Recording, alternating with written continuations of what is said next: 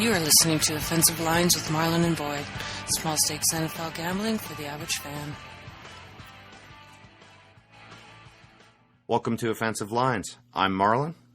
I'm Boyd. And this is our recap show for Week 10. Would you 11. just suggest... Oh, Week 11. Okay, that's what... You're consistent. You did it last week. That's because I wrote Week 10 on the top of my sheet. That's our problem. You just suggested that we skip the recap show entirely because it's kind of shameful. Disclosure at the outset, another 1-2 week. We are getting nibbled to death. It's killing us. Well, it's just fucking frustrating. We were on such a good run, and now we're in the opposite direction. And it's not horrible. No. But 1 out of 3, it's still only 33% when we were going 66% or higher for about 6 out of the first 11 weeks. And then to go this cold?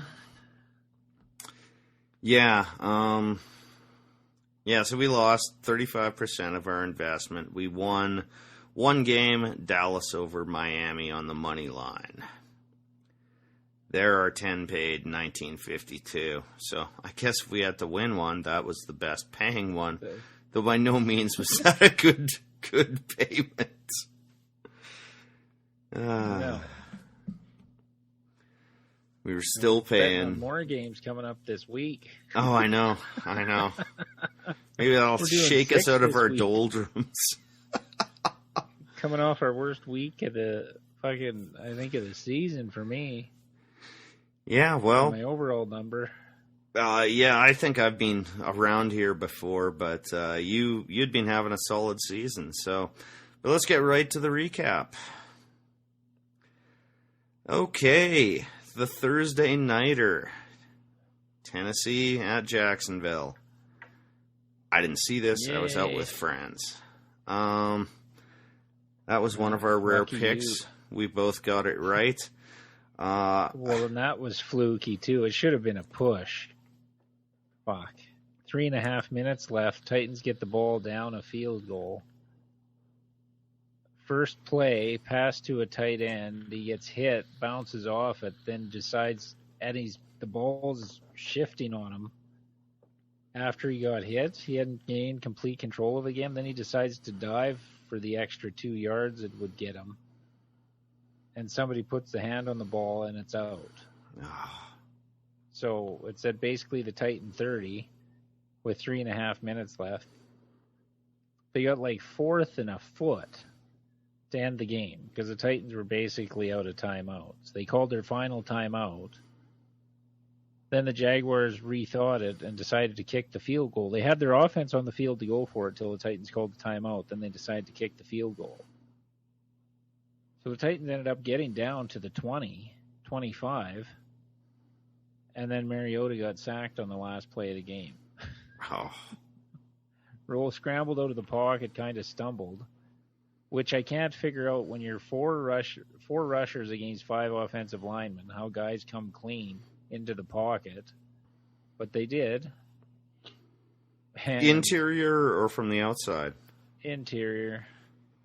And then, so he stepped up, and then the outside guy disengaged from his block and fucking came back and sacked him from behind as he was getting set to throw. So, wow, this whole season is proving that offensive lines are the most important thing in football. Well, we had no wide receivers. For one, we brought up 2 guys off the practice squad that were playing, and for whatever reason, Dorial Green-Beckham can't fucking get open.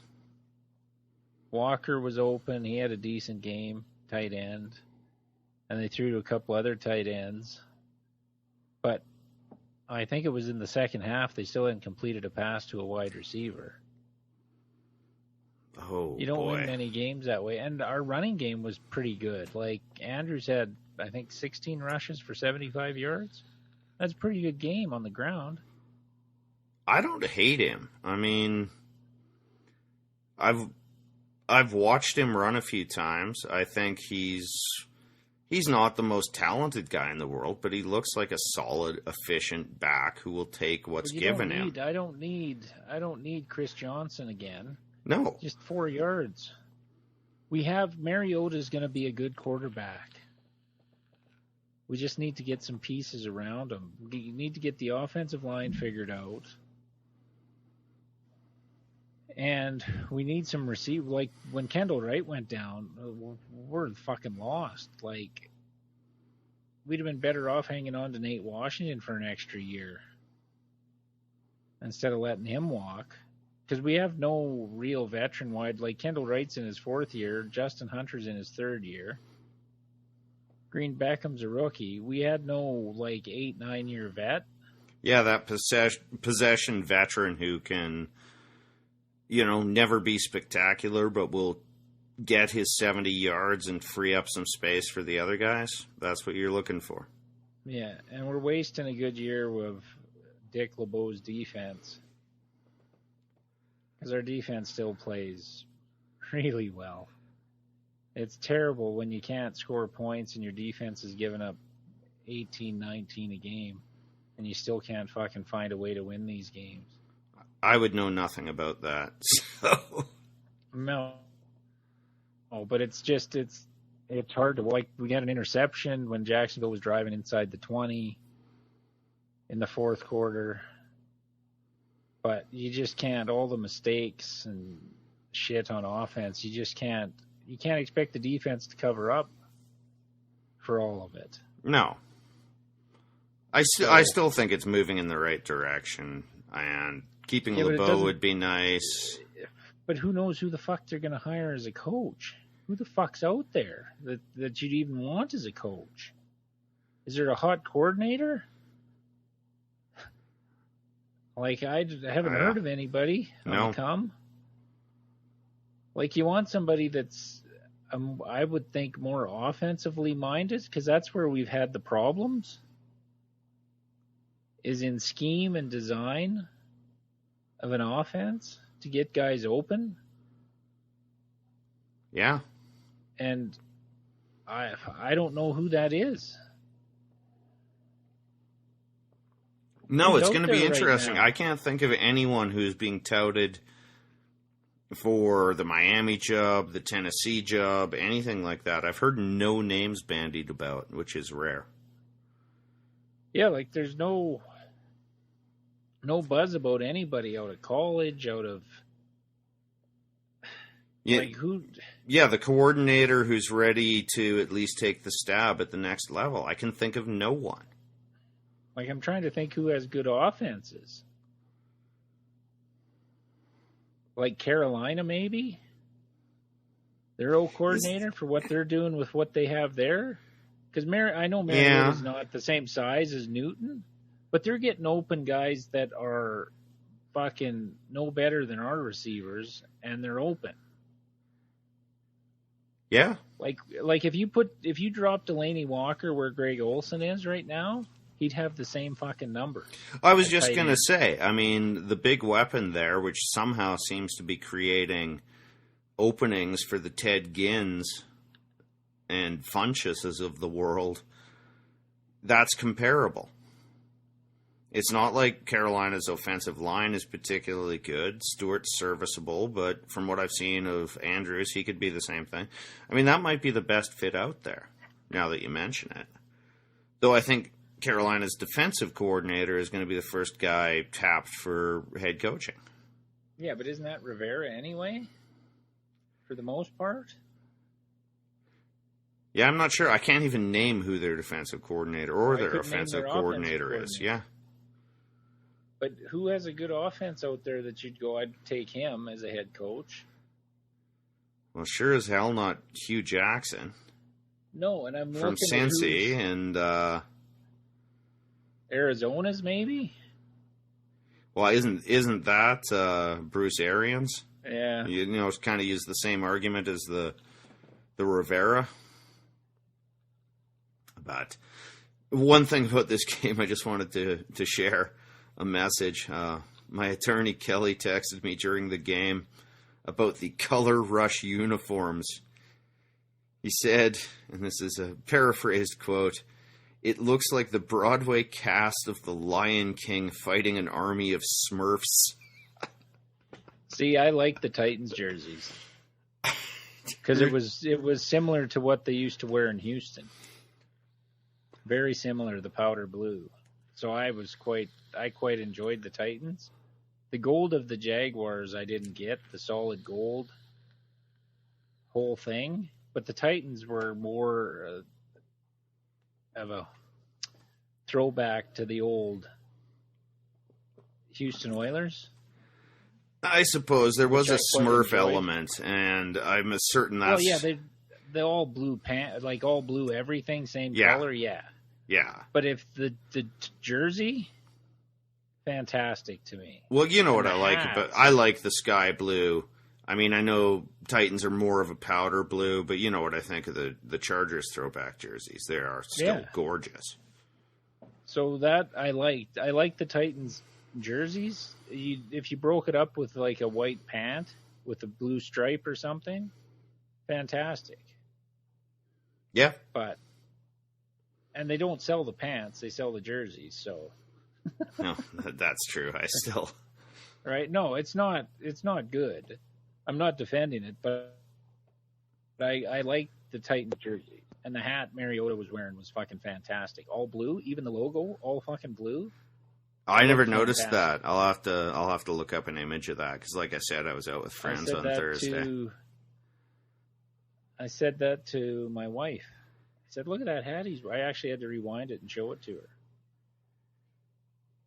Maybe it's in my Christmas stocking or something. Might be. I got to put the hints out there, right? Okay. All right, moving on. The next game is our sole lonely victory of the week. We had Dallas, who were +1. We took them on the money line. I tried to watch this game. It wasn't pretty. I mean, I don't think Romo fixes everything for Dallas, but it sure looks better. Well, the one interception he had two. Was just Dez. No, I know, but the one he had was to Dez. He was thrown to Dez on a blitz, where they're normally on the same page on those. I've seen him do it. I seen him do it last year in the overtime game. They beat Houston. It was the same kind of blitz. He threw it as he was falling away from the hit, and Dez caught it. This one, it's Dez's fault because he didn't break off his route. Romo threw it to him to just kind of do a button hook, just drive the guy back. Just a hot receiver route, that kind of thing. Just turn around because he threw it. Dez broke from that spot to the post, and the DB was looking at the quarterback, didn't even follow him, and just stood there and caught the ball at the goal line. If Dez turns around, he's blocked the guy out, and it's a touchdown or pass interference because there was no way he was getting around Dez if he just turned around. Yeah. So I don't put that one on Romo. The second interception was brutal, but if we're not playing for 7 weeks,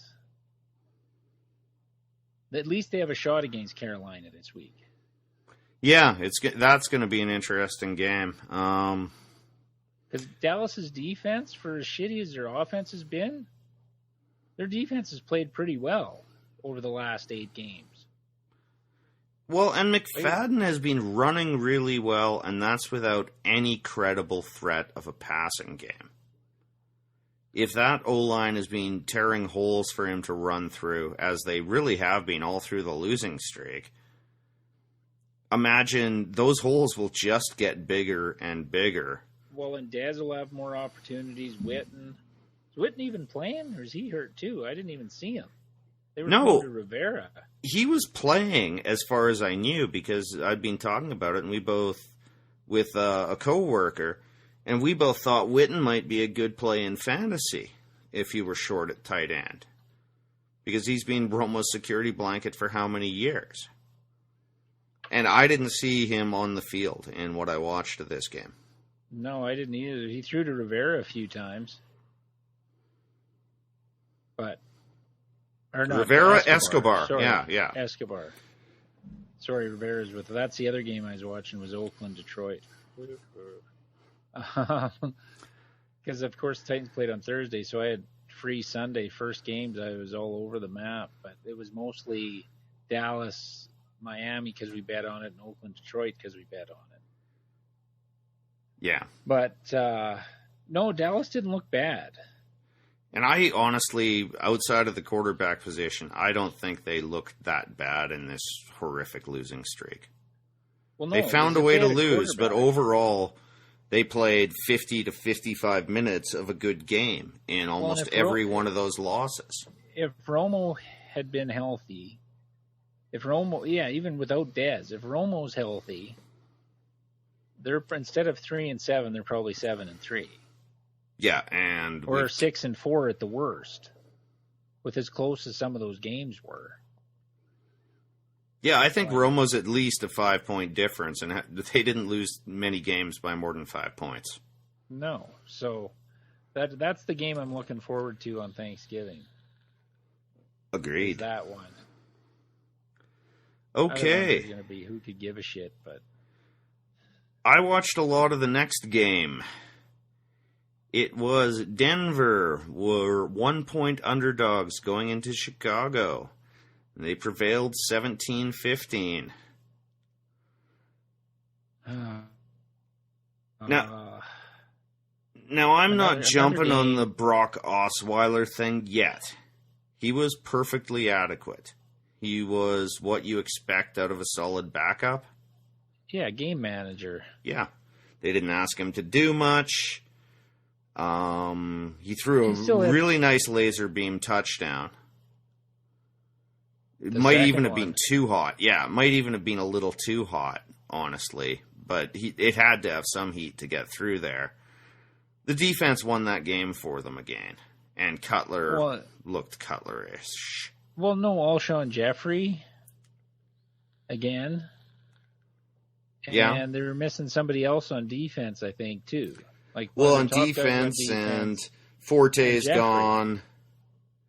But and Langford had a great game previous, but he did nothing. But again, I'm not going to really rip him because Denver's defense, if they can get out of their own way with penalties, is still a hell of a unit.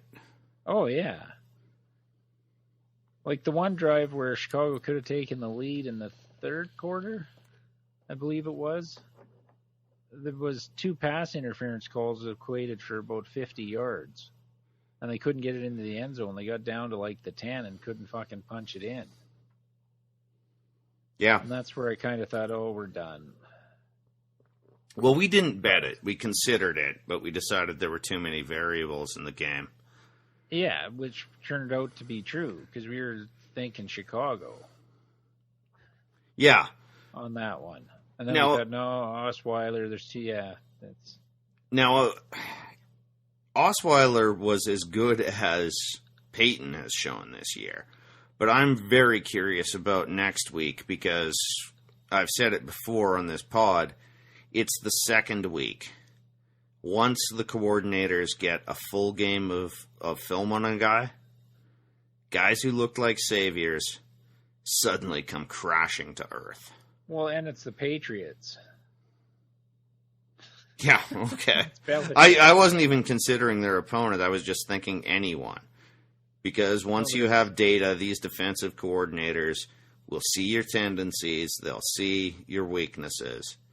And you don't usually... national game. Yeah. 2. Going against Belichick's defense in your second game starting and knowing you have to put up points to beat them, it's going to be a different kind of game for old Brock. And Hillman was running. They got the running game going a little bit, too, for Denver.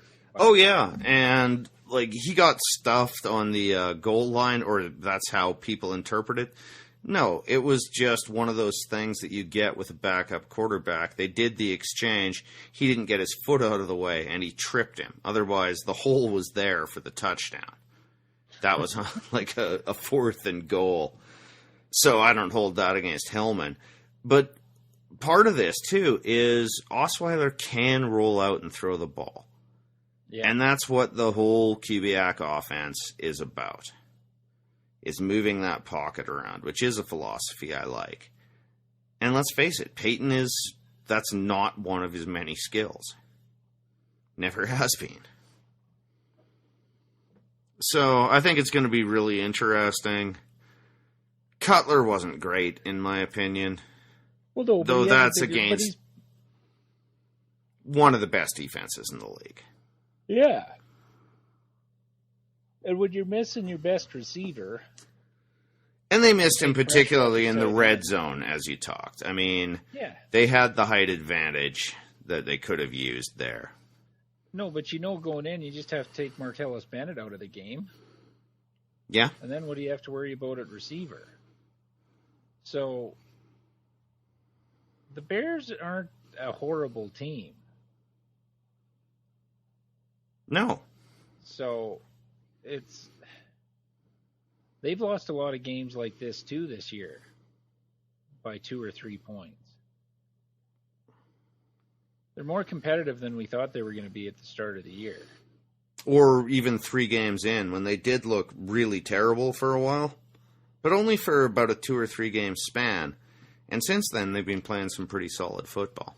But what teams outside of New England and Carolina haven't looked terrible for a 2 or 3 game stretch?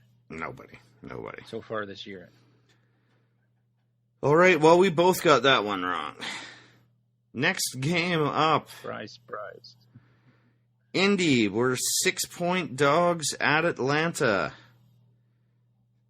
Somehow prevailed. 24-21. Didn't we? No, I took Indy. I said Atlanta isn't good enough to be favored by 6 on anyone. And I was expecting them to win, particularly the way the game started. Julio Weren't gets they up 17? Oh, it was somewhere around there. I didn't look at it much because Or no, it was 21-7. Yeah.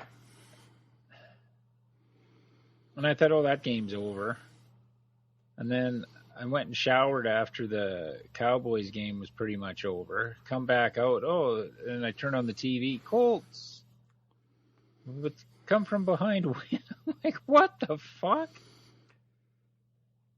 Matt Ryan, I don't know what it is. It doesn't seem like injury. He seems confused. No, it's just bad decision making because Julio Jones is still getting his $150 every fucking game. Yeah, and don't tell me it was Devontae Freeman going down because I don't think that it's that crucial or shouldn't be. Hankerson dropped one, but he also caught a TD. I mean, Ryan was mediocre. I mean, I would take Cutler over Ryan at this stage. Yeah, but their O-line's abysmal in Atlanta, too. But he still makes bad... Didn't he have 3 picks in this game? Oh, well, he threw the total rookie one where the linebacker just floated close to the line and then kept backpedaling, baiting him into that throw across the middle. Pick 6. So, I don't know. They're a good fade team. Like, we said they were fraudulent when they were 6-0, which I believe they got to. Was it 6-0 or 5-0? 6. Yeah, we said they were a bit of frauds, but they're complete frauds. The positive here is I'm feeling very confident about our Carolina to win the South bet from the preseason. Well, don't they have a 4-game lead right now? I think so, yeah. Well, they're 10-0. 6-4, yeah. And they've beaten Atlanta once. Or do they play Atlanta twice yet? Because the schedule is so bizarre this year. No. It doesn't matter. It's fucking over. With 6 games left, they're not blowing a 4-game lead. With Atlanta as the team trying to catch them. Yeah, and Atlanta's not winning their next 6. And I think New Orleans is 5 games back, if I'm not mistaken. But So I'm feeling 5.5. confident They about lost that to- bet. Yeah, that one. I'm actually feeling kind of frisky about our Cowboys bet and our Chiefs bet. They're not Yeah. dead in the water, which they appeared to be a mere 3 weeks ago. So, Well, our Chiefs cash out now is like $3.50 or something like that. Versus it was at like 35 cents before they went on this winning streak. So, well, that was the main reason I really wanted Chicago to prevail, because we didn't bet the game. But if Denver could have lost there, that bet becomes even livelier. well, especially when they're playing the Patriots this week, so that should help. Yeah. So, So, certainly not dead yet. Okay. I didn't see anything in particular from when I was on this game that Indy did well. This team could be 2-8 and the same team. And now the Texans are the favorite in the South, I would think. Yeah. I can't argue with that. Yet somehow Indy in the fourth quarter finds a way to win games that I really think any good team should have stomped them down. No idea how this is occurring. Nor do I. All right. Next game up was off the board when we took it. We both took the Jets. That wasn't really smart. And I don't know why I took the Jets, because when I was doing bets with my coworker, I was pretty insistent upon us taking Houston. To the point where he kept asking me, really, you want Houston in this? Going, yeah, I like Houston a lot in this.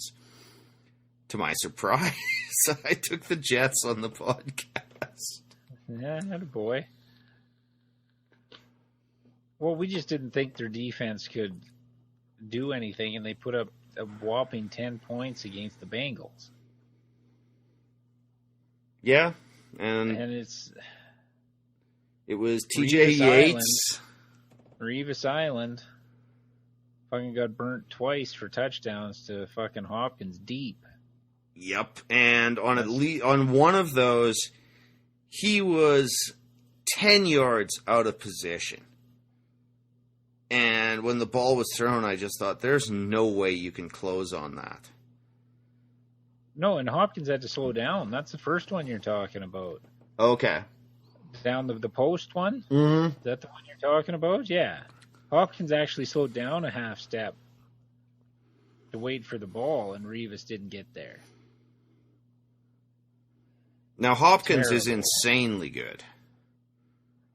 Like, there was... Yeah, but if you're the self-proclaimed Revis Island, you should fucking make those plays. Because those long, high throws like that are usually what the best cover corners usually intercept those fucking things, because they're right on the guy's hip. Yeah, or they've baited the throw because they have the cover speed and the ball skills to do it. I mean, he might be playing as who he was 4 years ago, even though he's diminished a bit. That's all I can think of, because I could see no reason why he got so far separated unless he was trying to bait the throw. Yeah, trying to make a play or just made a bad read or something, but if you're supposed to be the best, or one of the best, you shouldn't get beat twice deep. Well, this was another team that in the Jets that I thought were frauds, and yes, they are. I still don't think Houston is great, but they have given up 2 touchdowns in 14 quarters. I don't know where this came from. No. At all. It's not like they're running the ball effectively, are they? Not overly. No, it's the defense is keeping them in the games, and they were doing enough to win. There's teams like Tennessee whose defense keeps them in the games, and they do enough just to lose on offense. And the Texans the last couple of weeks have done just enough to win. Well, yeah, but where was the defense when Atlanta was putting up more than 40 on them? Well, that's what I can't figure out. What changed? Is it just the opponent? But they beat. But Bengals Atlanta's are not 8-0. good. Like I think we agree on that right now. No, but the Bengals were 8-0 and put up 31 in the desert. So I can't. They couldn't cover anybody in the secondary for the first fucking 8-9 weeks. And now they're shutting teams down. I don't get it. Nope. Still don't think they're great, but personnel. No, but they're not the terrible. favorite in the South. Yeah, I like them more than Indy at this stage. So, don't know where I stand on Jacksonville, but Oh, they're only a game out. I know. All right, the next game up was our second gambling loss, and I think we're going to have to back away from Oakland. They were 1.5-point favorites at Detroit. They were brutal on every level. The third quarter, they were pretty good. They A drive and a half. In the third quarter. Yeah. No, they dominated the third quarter, possession and everything. Got some stops on defense. Only gave up a field goal, as far as I know, in the third. I didn't see the final touchdown the Lions got, but it was total commitment, and Stafford just took it up the gut. Okay. Smart play, actually. Again, from what I saw of this, Detroit didn't impress me either. And this is, I mean, you brought up the whole travel thing. That might have been a bigger factor. But how many games have they lost in a row now? 3. No, the first half they did absolutely nothing. And that's where I washed it a bit, and I just finally got pissed off. And me and my superstitions, I thought my eyeballs were somehow jinxing them, which I know is ludicrous, but hey. And they took Cooper completely out of the game. Yeah, who's in the secondary for Detroit? No idea. Tillman. They've now shut down Green Bay and Oakland's passing game in successive weeks. And they shut down Seattle.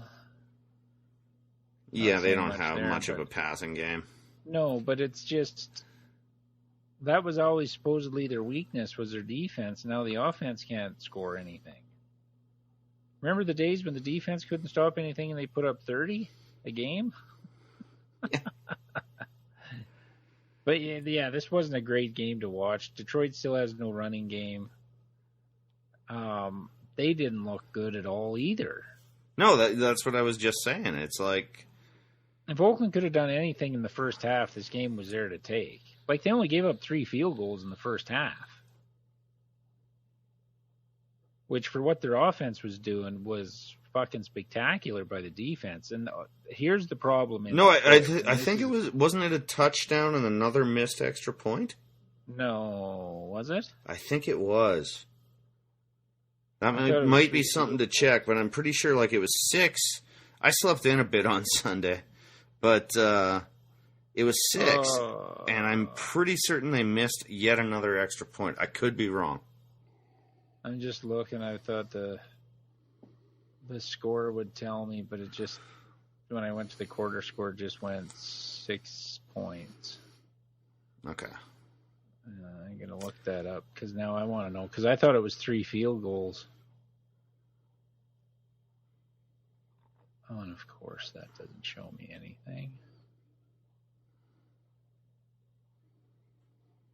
So anyway, Oakland paid for us, but they've come up losers for us once, and I say we take our winnings and back away from Oakland for the upcoming period here until they right some wrongs.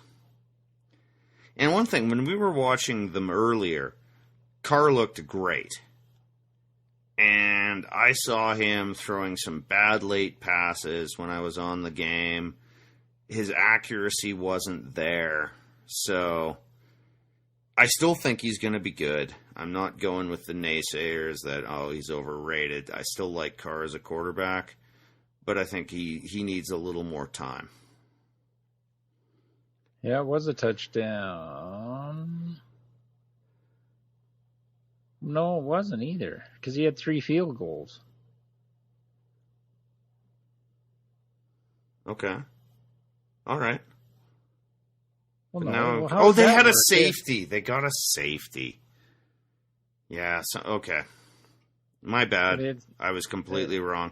They got a safety on Oakland late, a holding call in the end zone. So that took it from 16-13 to 18-13. Yeah.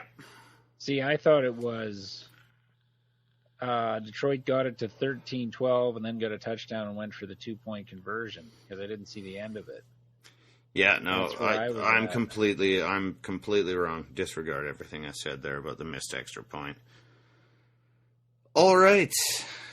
So we took our loss there. Next game up. St. Louis +2 at Baltimore. Just fire Fisher now. Fire that whole goddamn staff.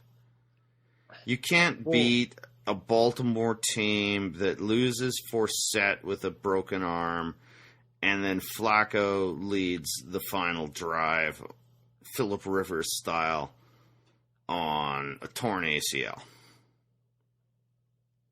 Well, I knew you'd have to get something positive about Phillip Rivers in this podcast. Yeah, well, this is my only shot. Now, with Fisher, well, we both took Baltimore there, did we not? No, we both took the Rams. Oh, for fuck's sakes! Well, I believe Baltimore is terrible. But I believe I said in our picks podcast last week that Fisher plays every game close. Yeah, but they were 2-point dogs. That's probably why you took them.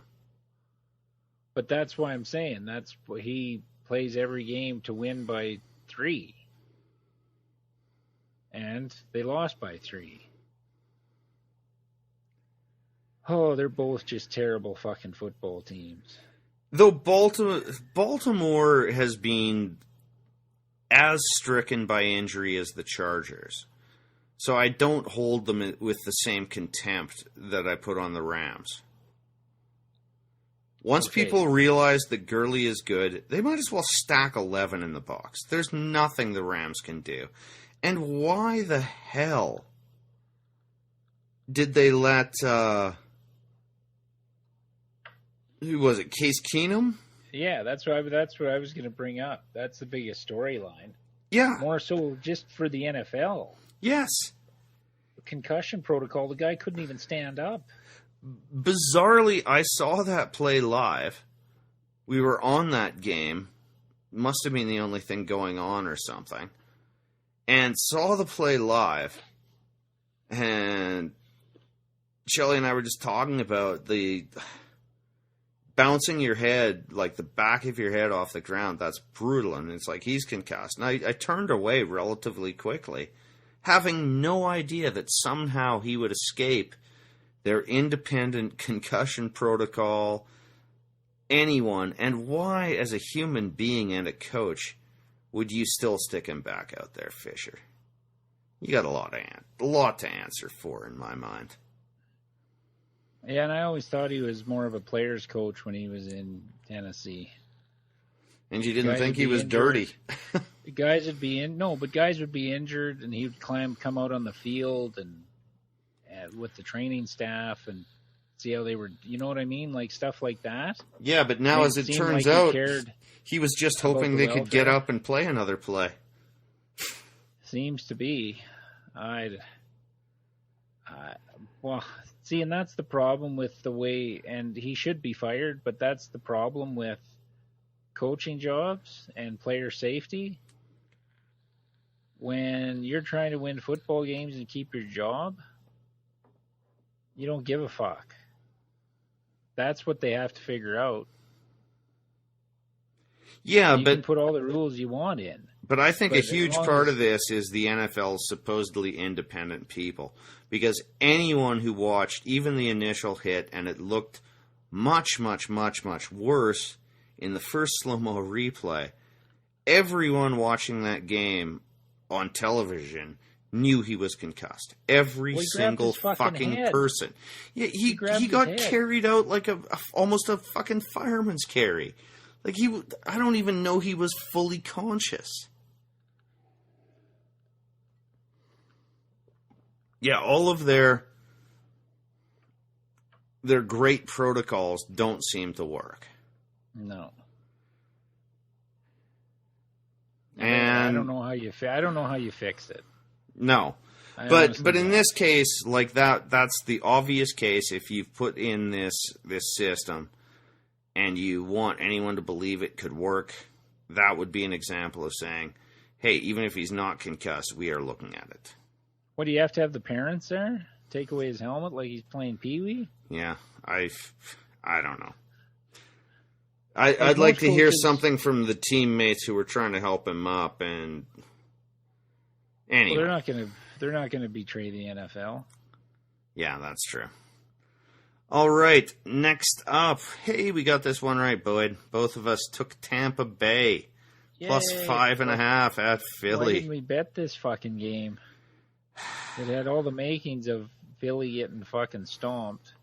Even though you said Sanchez didn't look terrible the week before when he came in, when Bradford got hurt. Well, he moved the ball a bit. But yeah, I mean, we both said Tampa was playing pretty good ball. I don't think either of us anticipated the 28-point victory.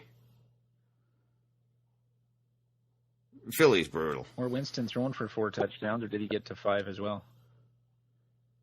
Well, it helps our Cowboys bet. Yeah, well, eliminating Philly.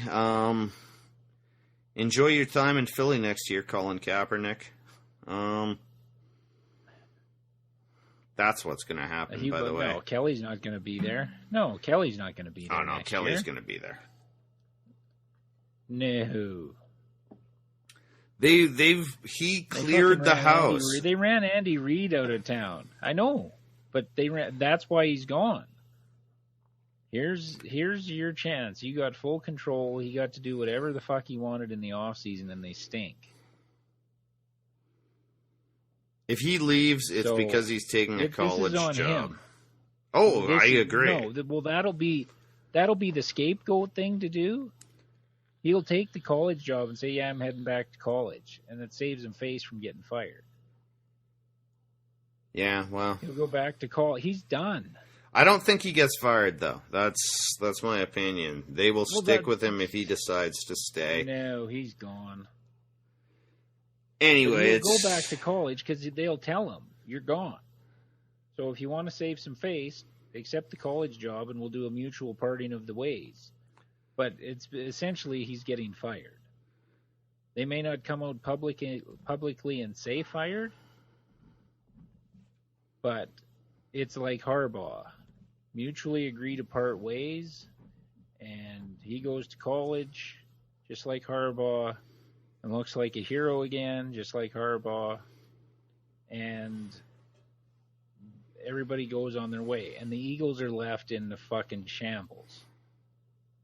Like, what Kelly's done there in the last 3 years of dismantling the talent they had is going to take 5 years to build up, if not longer. He threw Molotov cocktails throughout the organization. The fires are still going on.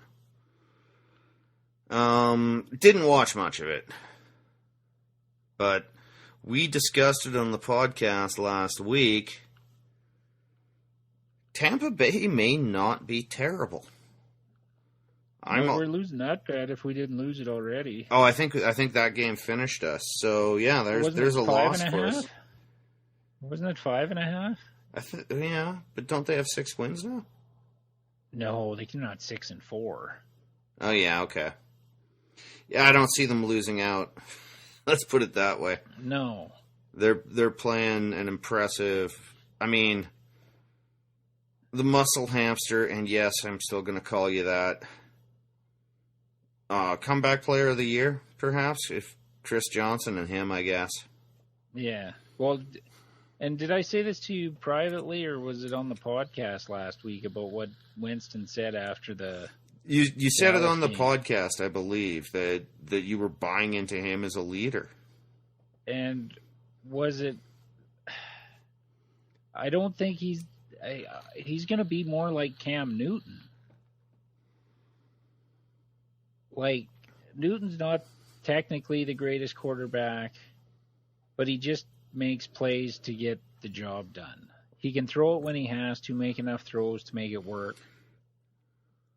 And it's just like Carolina believes in Newton. I think Tampa Bay's starting to feel that same way about Jameis. Yeah. And I wish Tennessee had receivers like he has. Yeah. Vincent Jackson and Dropsy hands, Mike Evans. Yeah. But they're still better than what we have in Tennessee. Well, yeah, when a guy drops 6 balls and you'll still throw it to him 18 times, you know there's something there. Which is not what he did this week. It was what he did last week, but... Yeah. All right. Next up. I said at the end of the podcast, if you stayed for the message, to bet KC. It's my best bet of the week. Holy crap. Well, we both got this one right. I didn't watch it down in this game. After the pick 6, I stopped. Like, there's no point. I'm not one of these people who cuts themselves. I feel enough pain in my life. Supposedly, we had most of our offensive line back. I don't know, bring back the practice squad guys. It was terrible. It was like the Minnesota game from earlier in the season, where it wasn't he's getting pressure, he was being swarmed. On most plays, there were 4 people who could make a sack. Combine that with Rivers having a pretty terrible game on his own, and you get a score of 33-3. And there was almost mercy involved, I assume. At one point, it was 12-3. I think it was 12-3 at the half. And I said to Shelly, I'm going, why does this feel like a 28-3 game? Like, that it should be 28-3 already. It was so stunningly dominating. Their pass rush just made fools of every member of the O-line. Rivers and Gates were screaming at each other on the sidelines late, I guess. I mean... I'll kick your ass. No, I'll beat your ass. Oh, is that what the lip syncers say? Oh, you can see it. Look at the video on our website. Plain as day. I'll beat your ass. Yeah, I don't read too much Which into that. Would. Oh, yeah. It would be a fight. Rivers would be a fucking biter. Nah, well, no, it wouldn't. It'd be Holly Holm, Ronda Rousey, too.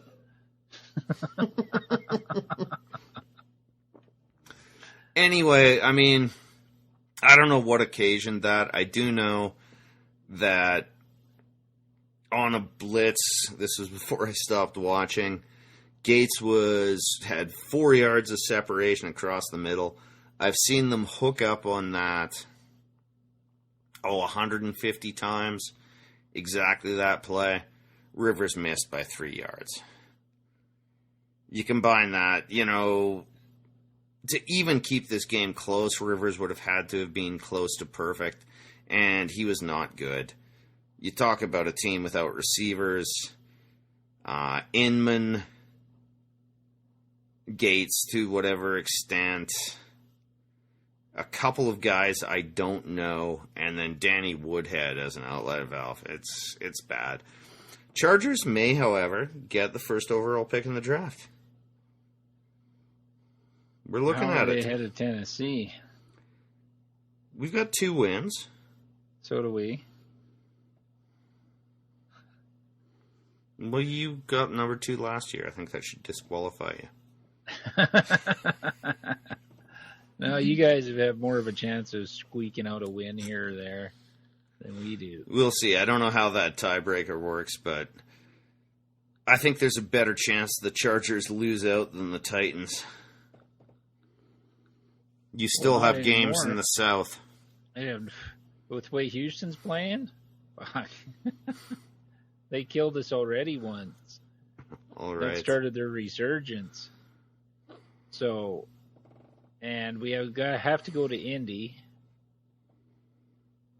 Who the fuck knows? But we still have New England on the schedule. We've got Denver's Buffalo, pass rush Miami. twice.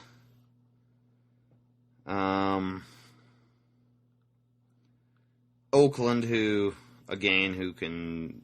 Anyway. Do we still have the Jets? Might play the Jets yet. Because we're playing the Patriots, I know that. That's going to be fucking ugly.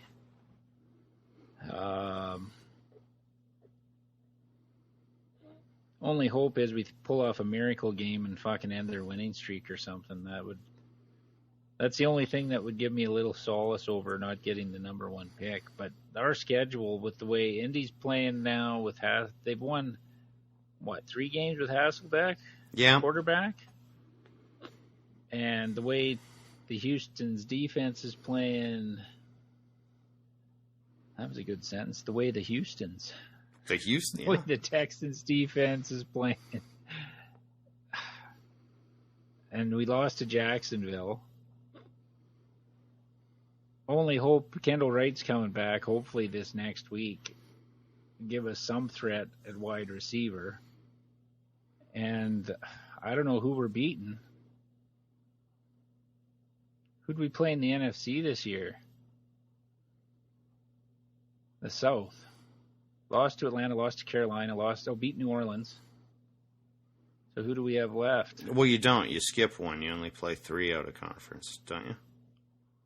No, you play all 4. Okay, so in the North, I played the Vikings, Detroit, Green Bay, and Chicago. Yeah, I finished my out of conference. We beat Tampa first game of the year. Yep. All right. So that's our 2 wins. The NFC South. Okay. Next up, our other loss. This is the closest one I have to a regret of our bets. We took Minnesota -1 with Green Bay coming in at home. Like, it wasn't a terrible bet. Like, I don't really regret it, but... It's easy with the Packers to go, oh, yeah, you knew Aaron Rodgers would have a game like this. Well, he's had about 6 not Aaron Rodgers games this year. Oh, and I don't think it was fixed entirely. No, but everybody talking, oh, yeah, you knew this was an Aaron Rodgers game, best player on the field, bullshit, all that crap. Nobody fucking knew this. They got fucking stopped by Detroit at home. Did shit against San Francisco in San Francisco. Who else beat him in that 3-game stretch? Denver. Denver beat him, stomped him, where he had 70 yards passing. Denver, Carolina, and Detroit. Yeah, and he had 1 good quarter against Carolina. So no, it's not so much that. It's the intensity focus. And when I saw it in the first half, Minnesota was the victim of the bully once again. Yeah, but nobody saw that coming. No. You can't look at it after the fact and go, oh, that I kind of have regret towards this bet. Okay. I don't. Because when you have a team on a 3-game losing streak that's looked totally out of sync, change starting running backs. Fuck. Ineffectively, yeah. There was nothing. Yeah, who saw Eddie Lacy coming? No, you're right. So for all the talk that, oh yeah, you knew the Packers would write, nobody. No, I didn't know it. I just. They looked like shit for 3 weeks, and their offense didn't look right all year against a defense that had played pretty well all year. Who does Green Bay have next week? Chicago. Yeah, we won't know about Alshon. Oh, that's the night game. Yeah. Yeah, all right. Well, I guess we will be betting one way or the other. Yeah. So we both had that wrong. Yeah, we didn't finish strong on the week, by the way. Next game up, we took San Fran plus 12.5 at Seattle, 29. We didn't miss by that much. No. Still don't think Seattle's that good. No. There was a play in this game that enraged me. Lockett is back for the punt. He fields it, and the Niners special teamer just clocks him. Clean, shoulder to chest. Just absolutely fucking drills him. Hockley throws a flag. Defenseless player. This is horse shit. Are you kidding? This is horse shit. A punt returner always has a defense. It's called a fair catch signal. Yeah. If you want to be highlight reel superstar boy, that's on you. Like, fuck, I was livid. I'm getting pissed off again right now. See, I didn't see that. Are you kidding me? No. Defenseless player on a punt with no fair catch. Yeah. And a shoulder to the chest. I mean, it was savagery, but football's a savage game, and you'll never get that out of it. But yes, I could not believe it. No fucking punt returner who does not wave a fair catch should ever be defenseless. That's why you have the option no other player has to wave your hand. Yeah. Fuck, I was mad. That's brutal. That doesn't even make sense. No. I've never seen that called. And it wasn't a blow to the head. It wasn't a helmet to helmet. You, like, watch the replays. It's shoulder to the chest. And, yes, it's a vicious hit. But to call that as a flag, fuck you, Hockley. I'm so tired of this shit. Anyway, that was about all I saw of the game. Because my blood pressure shot up. And fine, I'm done. Chargers were being decimated. That was about all the football I watched in the afternoon after that.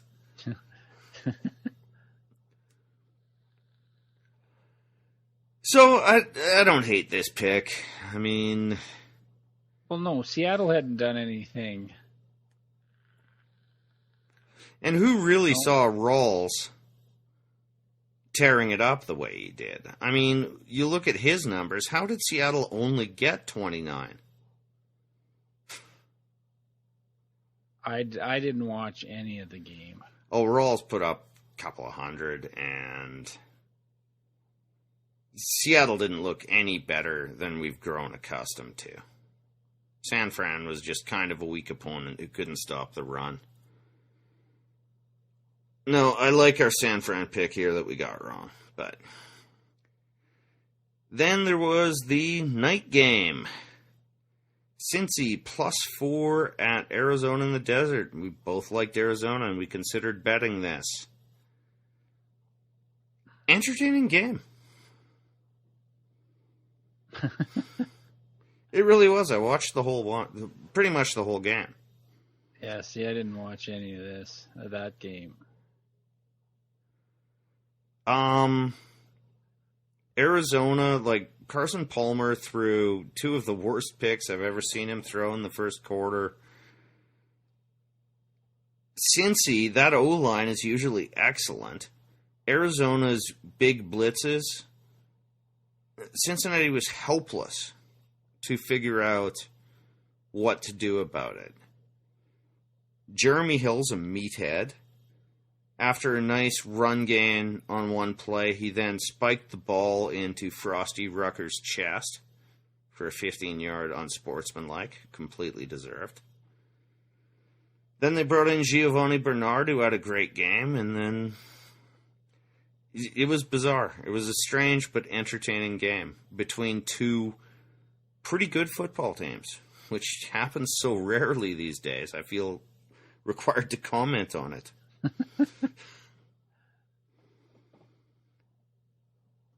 Well, like I said, I didn't see a thing.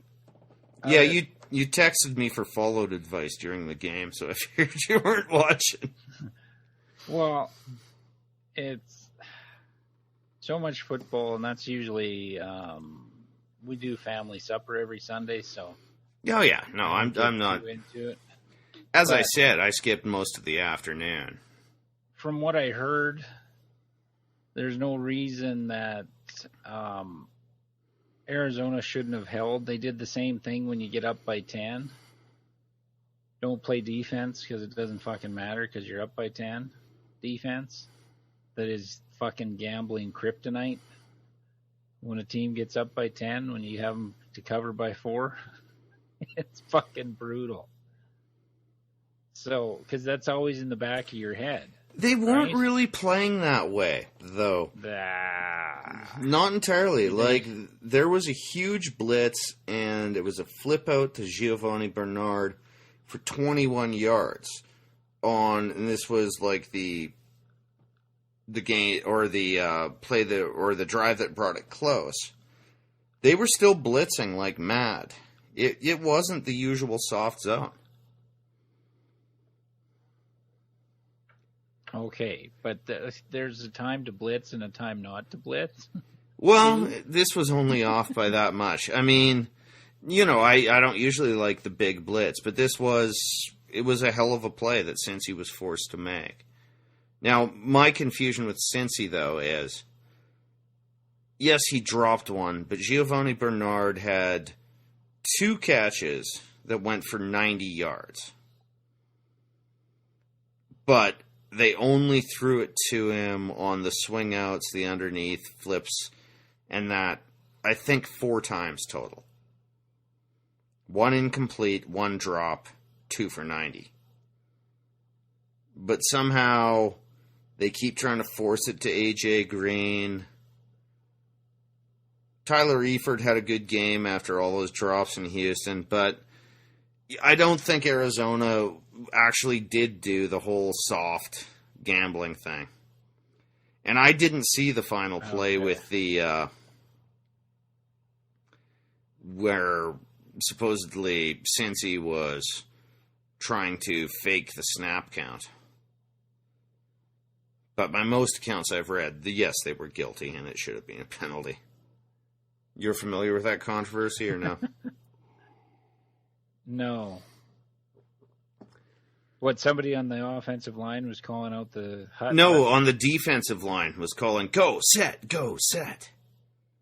Trying to get the offensive line to move, and a guy moved, and everyone thought, okay, that's a motion penalty, which a dead ball for the offense would have had a 10-second runoff and would have taken the game to overtime. No, that's not. No. No, I've been rereading the rules. Yes. No, but I watched a game where they had an illegal... I asked you about that. I know. I'm still trying to figure out these fucking rules. And they didn't do a runoff. I think that was on procedure somehow. Illegal procedure? No, this would have been motion, not a legal procedure. No, a legal procedure. Anyway, I have no idea. Motion. They've got to summarize this because it seems very context derivative. Because it's still a dead ball foul, right? That's what I thought the rule was, and that's what I told you. Discussed. Yeah. If the clock wasn't running at the time, there would be no runoff, which was what I'd read earlier in that week that I told you. But I'm clearly wrong. So,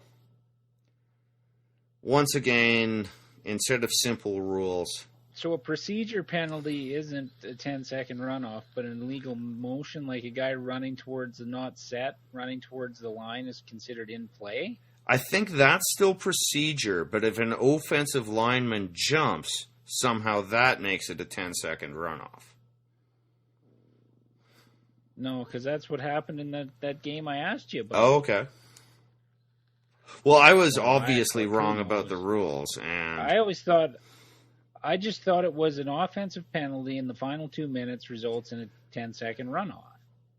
That's just any offensive penalty. That's what I was under the impression. And then when they got the illegal procedure and no 10-second runoff, I'm like, okay. Well, and again, why isn't the rule as you just described there? An offensive penalty with no timeouts, like you can either burn a timeout, but if you have no timeouts, it's a 10-second runoff. Why they make this overly complicated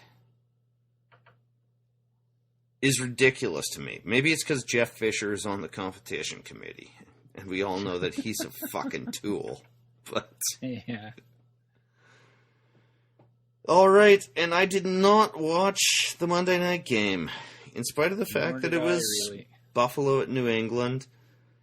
An interesting matchup, but I was burnt out, and I needed Gostkowski to get less than 10 points, which thankfully he did. You got 8. But no, I don't know. Everybody thinks, well, the Rex Ryan, the only reason people even think this is a intriguing game is Rex Ryan. That's it. Just all his bluster and bullshit from the Jets carried over to Buffalo, and the Bills aren't horrible. They're a Rex Ryan team. No quarterback, no offense. A good but very inconsistent defense. Do you agree with that summary or no? Yeah. Oh, yeah. But it's the only reason people pay, and it's not bad for Buffalo because nobody paid attention to him before he got there, but they're paying attention to them for the wrong reason. Like, it was entertaining when they were winning and going to AFC Championship games. It's like, okay, put your money where your mouth is, and he was. But when you just yap and there's no results behind the yapping, it just becomes fucking chatter. Like, just fucking background noise. Always that yipping you hear when you're out in public of that person with the too loud a voice that you want to tell to shut the fuck up. That's Rex Ryan. Well, and didn't I bring this up about a month ago that maybe he's not a good head coach, but he's entertaining and enjoyable? Yeah, but teams hire for that now. He's Madden without the wins. Coach. Yeah. But there's so much media attention on the coaches now, you almost need a guy that's good in front of the camera as a coach. To be that guy out on the fucking soapbox screaming about your team. Well, and let's also say that objectively, if you look at it, it can be argued that Buffalo's defense was a lot better last year. Yeah. So where's this defensive genius? All you've done is increase the penalties wildly. Well, yeah, because he coaches that same mentality as his dad. Right on the edge, right on the edge. Yep. And it doesn't work. That's where you get all the penalties from. The players love you, but most players need someone to give them shit at this level, because that's the only place in their life they're going to get it. Yeah. And if it's all just a boys' club, you end up with what we've seen from his last stints as a head coach. But for him being a player's coach, he's had the defensive players question the defenses they're running this year. Because they see it as being different and not as effective. Well, yeah, they're seeing a downgrade in their own abilities. Or their own stats, so to speak. Yeah. All right. So that was our push game. Buffalo got a late field goal. And then of course, New England had the ball in their own 20, and then it appeared they just managed to grind out the clock before kneeling it out at Buffalo's 32. Brutal week. 5-8-1 for each of us. All right.